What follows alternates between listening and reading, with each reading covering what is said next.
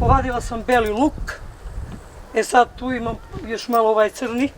Zbog ove bašte, ali i ljubavi prema meteorologiji, Danka svakodnevno proverava i beleži temperature u Karajukića bunarima. Nekada je bila angažovana za taj posao, a danas je meteorolog iz hobija. Čisto iz hobija, zbog plastenika, vrtova i tako. Razlika između dnevnih i noćnih temperatura ovog leta na Pešterskoj visoravni je velika. Ovih dana dostizala je temperatura do 33,6. U toku jula meseca maksimalna temperatura je bila 36 stepeni. Pa ne znam zbog čega, ali noću je baš, znači upola skoro temperatura je niža nego danju. A inače danju je toplo. Do 10 stepeni, do 15 se kreće noću.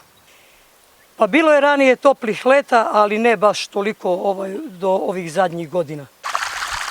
Zbog tropskih temperatura i suše na Pešterskoj visoravni, stočari muku muče da napoje stoku. Nema dovoljno vode. Vodu nam isključuju restrikcija vode, ali opet kakva je suša, prezadovoljni smo i sa vodom. Malo stočari imaju problem. Zime su ovde najhladnije u Evropi. Živa u termometru zna da se spusti do minus 40 stepeni.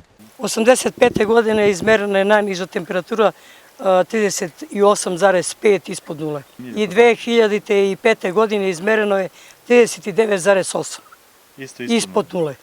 Danka je u ovaj zabačeni kraj stigla iz Bosilegrada, gde je klima sasvim drugačija. Međutim, Pešter je zavolela takvu kakva jeste, surovu. 1977. godine, 4. oktobra, došla sam iz Bosilegrada u osnovnoj školi.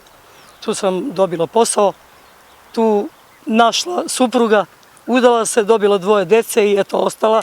Klima je tamo kod nas ipak malo blaža nego ovde, ali navikla sam se. Surove zime bile i nekad, snegovi bili veliki i do 2 metra dostizala visina snega, ali navikli smo se. U surove zime, jeste i surova leta. Uprkos drugačijoj klimi, Danka uspeva da za sopstvene potrebe u svojoj bašti proizvede gotovo sve ono što joj je potrebno.